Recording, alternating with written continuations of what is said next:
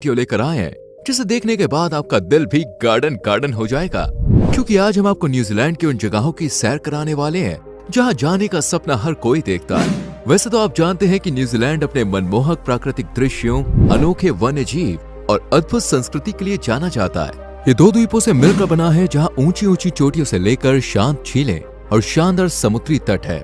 इस तरह का नजारा आपको न्यूजीलैंड की उन जगहों पर देखने को मिल सकता है जो आज हम आपके लिए लेकर आए हैं। लेकिन वो कौन सी डेस्टिनेशन है, ये जानने के लिए फटाफट से वीडियो को लाइक और शेयर करके चैनल को सब्सक्राइब कर लीजिए। First destination is Milford sound.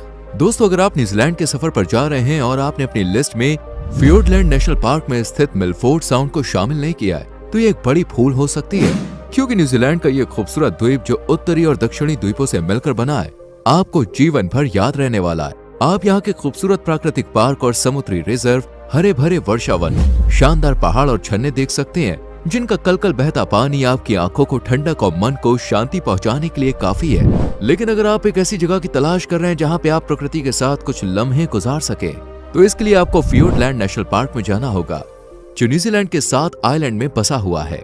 वैसे तो न्यूजीलैंड में करीब 13 नेशनल पार्क हैं, लेकिन ये नेशनल पार्क सबसे बड़ा है जो अपने अंदर कई तरह के जीव जंतुओं, पेड़ पौधों की प्रजातियों को समेटे बैठा है। यहाँ पे आप कैंपिंग, स्कीइंग, बोट क्रूजेस और सीनिक फ्लाइट्स, फिशिंग, वॉक का मजा ले सकते हैं। इसके अलावा मिलफोर्ड साउंड को न्यूजीलैंड में घूमने के लिए सबसे अच्छी जगहों में से एक माना जाता है, जिसे रुडयार्ड किपलिंग ने दुनिया का 8वां आश्चर्य कहा है, क्योंकि ये गहरी घाटियों, बर्फ से ढकी चोटियों और ऊंचे ऊंचे झरनों के साथ बना है। इसलिए आप भी यहाँ पे जाना मिस मत कीजिएगा। Second destination is Rotorua.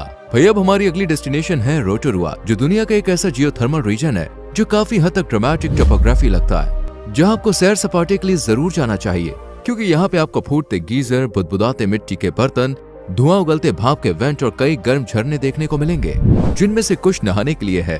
वहीं जियोथर्मल अट्रैक्शन जो कि कई रंगीन रंगों से सजे नजारों को आपके सामने पेश करता है, इसे देखना बिल्कुल भी मिस मत कीजिएगा, क्योंकि इसमें वर्ल्ड फेमस शैंपेन पूल, प्राकृतिक रूप से रंगीन झरने, बुदबुदाती मिट्टी, भाप से भरा मैदान, अनोखा दृश्य, बड़े बड़े ज्वालामुखी क्रेटर और सिंटर टेरेस जैसे नजारे शामिल हैं, जिन्हें देखने के साथ साथ आप स्काई ड्राइविंग, ट्रैकिंग और माउंटेन बाइकिंग जैसी एक्टिविटीज भी कर सकते हैं। इतना ही नहीं, रोटोरुआ में आप मॉडर्न और प्राचीन दोनों ही संस्कृति का मजा ले सकते हैं, और ये शहर खासकर माओरी संस्कृति के लिए जाना जाता है, जिनकी संस्कृति और परंपरा की झलक आप यहाँ की कई कहानियां और हस्तशिल्प की दुकानों में देख सकते हैं, चाहे तो घर भी लेके जा सकते हैं। Third destination is Hobbiton. दोस्तों, दुनिया में कई ऐसी जगहें हैं जिन्हें कुदरत ने बहुत ही खूबसूरती से बनाया है, लेकिन वहीं कुछ ऐसी भी जगहें हैं जिन्हें इंसानों द्वारा खूबसूरत बनाया गया है।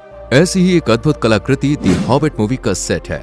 अगर आप पीटर जैक्सन की movie Lord of the rings और दी हॉबिट मूवी के फैन है तो शायद हमें आपसे ये कहने की जरूरत नहीं है कि न्यूजीलैंड के उत्तरी द्वीप के सफर के दौरान आप दी हॉबिट फिल्म के सेट को अपनी लिस्ट में जरूर ऐड करें, क्योंकि भाई खूबसूरती से सजे हुए इस सेट को देखना हर किसी का सपना है। इस मूवी सेट को इन दोनों फिल्मों के दौरान बनाया गया था, जो आज भी ज्यों का त्यों मौजूद है। ये सेट एक किसान के खेत पर बनाया गया है। इसका टूर 1250 एकड़ भेड़ फार्म से होकर ड्राइव करते हुए शुरू होता है, जहाँ से कैमाई रेंज के शानदार नजारे दिखाई देते हैं। रंग बिरंगे हॉबिट होल दरवाजों से होते हुए जब आप आगे बढ़ेंगे तो आपको चारों तरफ ऊंची ऊंची पहाड़ियां दिखाई देंगी, जिसमें फेमस बैग एंड बिल्बो और फ्रोडो बेगिंस का घर भी शामिल है। इसके अलावा घर के अंदर का नजारा देखने के लिए आपको मिल हाउस से होते हुए डबल आर्क स्टोन ब्रिज के पार और वर्ल्ड फेमस ग्रीन ड्रैगन में जाना होगा, जहां आप अपने मिडिल अर्थ के एडवेंचर को पूरा कर सकते हैं। Fourth destination is Queenstown. Queenstown New Zealand का एक अनोखा और दिलचस्प शहर है। ये शहर दक्षिण पश्चिमी क्षेत्र में स्थित वाकाटिपू झील के किनारे बसा है, जो अपनी कई एडवेंचर एक्टिविटीज के लिए जाना जाता है। साथ ही एक्सट्रीम स्पोर्ट यहाँ के मुख्य आकर्षणों में से एक है, जिसमें कवारो ब्रिज से बंजी जंपिंग से लेकर शॉटवा नदी में व्हाइट वाटर राफ्टिंग तक शामिल है। यहाँ पैदल चलने और बाइक चलाने के लिए कई बेहतरीन रास्ते हैं। वहीं अगर आप स्कीइंग करना चाहते हैं तो इसके लिए भी यहाँ फुल इंतजाम है। कुल मिलाकर कहें तो trekking, bungee jumping, hiking, cycling से लेकर सर्दियों में स्कीइंग करने तक का मौका सिर्फ और सिर्फ आपको क्वींसटाउन ही देता है। इतना ही नहीं, क्वींसटाउन के रूट्स देश के सबसे फेमस साइकिलिंग ट्रेल्स में से एक है, जिसमें लाइट एमेच्योर रूट से लेकर बैक कंट्री ट्रेल्स दोनों शामिल है। लेकिन अगर आप सुकून के कुछ पल अपने पार्टनर के साथ बिताना चाहते हैं तो इसके लिए आपको वाकाटिपू झील पर जाना होगा, जो न्यूजीलैंड की तीसरी सबसे बड़ी झील है और 372 मीटर की गहराइयों तक पहुंचती है। इस झील के नीले नीले पानी को देखते हुए आप आसपास बिखरी हरियाली का आनंद भी ले सकते हैं। वहीं सेंट्रल क्वींसटाउन से सिर्फ 40 मिनट की ड्राइव पर द रिमार्केबल्स अपने दोस्ताना माहौल, ऊंचाई और उत्तर की ओर धूप वाली ढलानों के लिए जाना जाता है। यहाँ पर हर किसी के लिए कुछ न कुछ है, जैसे फ्री स्टाइल इलाके, बड़े बड़े पहाड़, फ्री राइड इलाके और दुनिया के कुछ बेहतरीन अल्पाइन दृश्य जहाँ आप स्कीइंग और स्नोबोर्ड का मजा ले सकते हैं। वहीं सिटी सेंटर में आप अपनी शाम को रंगीन और दिलचस्प बना सकते हैं, जहाँ फास्ट फूड से लेकर आप सी फूड तक का लुत्फ उठा सकते हैं। ताजगी देने वाली चाय से लेकर बोतल खोलकर पार्टी का माहौल भी बना सकते हैं। इतना ही नहीं, शॉपिंग तक का यहाँ फुल इंतजाम है, तो इसलिए जेब थोड़ी फुल करके जाइएगा। Fifth destination is Tongariro. वही हमारी 5वीं डेस्टिनेशन है टोंगारीरो नेशनल पार्क, जो न्यूजीलैंड का सबसे पुराना नेशनल पार्क और ड्यूअल वर्ल्ड हेरिटेज साइट है। ये दर्जा इस पार्क को इसलिए दिया गया है क्योंकि इस पार्क में माओरी सांस्कृतिक पहचान और ऐसे हैरान कर देने वाले दृश्य शामिल है, जिन्हें देखने के बाद आप भी यहाँ से जाना नहीं चाहेंगे।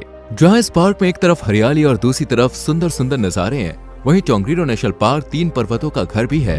नगारू होए सबसे युवा ज्वालामुखी और टोंगारीरो जिसका लैंडस्केप 30,000 सालों में विकसित हुआ है। वही बात आप टोंगारीरो अल्पाइन क्रॉसिंग की करें तो यहाँ पे जाना तो आप बिल्कुल भी मिस नहीं करना, क्योंकि ये क्रॉसिंग न्यूजीलैंड में फेमस सिंगल डे ट्रैक के तौर पर जाना जाता है और इसे वर्ल्ड के टॉप 10 सिंगल डे ट्रैक्स में से एक माना गया है, जहाँ पे आप 19 किलोमीटर तक पैदल यात्रा कर सकते हैं और सफर के मजे लेते लेते जड़ी बूटियों के खेतों से लेकर शांत झीलों वाले जंगलों तक को निहार सकते हैं। इस ट्रैक के बारे में सभी जानकारी आपको टोंगारीरो नेशनल पार्क में मिल जाएगी। इस क्रॉसिंग का आनंद लेने के लिए दुनिया भर से लोग आते हैं। वहीं यहाँ पर कई शानदार पैदल यात्राएं भी हैं, यानी आप स्काईलाइन, तामा झीलें और मीट्स वॉल जैसी शानदार दृश्यों को पैदल चलकर अपने पार्टनर का हाथ में हाथ पकड़े देख सकते हैं, जो ड्यूअल वर्ल्ड हेरिटेज वाले टोंगारीरो नेशनल पार्क में ऊंचाई से शुरू होती है।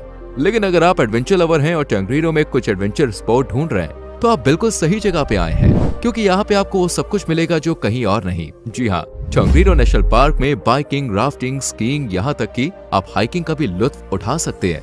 लेकिन साल के कौन से महीने में आपको हाइकिंग के लिए यहाँ पे आना है, ये भी हम आपको बता देते हैं। दोस्तों, क्रॉसिंग पर हाइक करने के लिए सबसे अच्छा टाइम है नवंबर की शुरुआत से लेकर नवंबर के बीच का, क्योंकि इस वक्त ट्रैक पर बर्फ नहीं होती। हालांकि झीलों और क्रेटरों के आसपास बर्फ की चादर बिखरी होती है, जिससे आपको शानदार नजारे देखने को मिल जाएंगे। अगर नवंबर में नहीं आ सकते तो अप्रैल का महीना भी एकदम बेस्ट है, क्योंकि इस महीने में यहाँ ज्यादा भीड़ नहीं होती। तो दोस्तों, ये थी वो 5 डेस्टिनेशंस जो आपको न्यूजीलैंड में जाकर एक बार तो जरूर देखनी चाहिए। वैसे आपको इनमें से कौन सी जगह सबसे ज्यादा पसंद आई, या आपके पास कोई नई रिकमेंडेशंस है तो कमेंट करके जरूर बताएं। वीडियो को लाइक और शेयर करके चैनल को सब्सक्राइब करें, बेल आइकॉन प्रेस करें, जिससे आपसे आने वाली वीडियोस मिस ना हो। मिलते हैं आपसे अगली वीडियो में। Till then, bye bye, take care.